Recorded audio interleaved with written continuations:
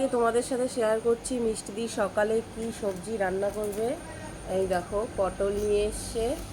মিষ্টি দি পটল দিয়ে কি হবে? পটল আলুর রসা। কিছু যাবে নাকি তার মধ্যে? গলদা চিংড়ি। আচ্ছা, কত বড়? বড় বড় সাইজের গলদা চিংড়ি দিয়ে আলু পটল। হ্যাঁ হ্যাঁ, সেই তো পটলের মতন চিংড়ি মাছের সাইজ। পটলগুলোর সাইজ দেখো, ওহ, দেখেই লোভ লেগে যাচ্ছে। মিষ্টি দি এই পটলের ভিতর পুর ভরে করা যায় না? তা গলদা চিংড়ি ভরে করা যাবে না ছোট চিংড়ি লাগবে? তাই সত্যি পটলগুলো দেখে মন ভরে যাচ্ছে।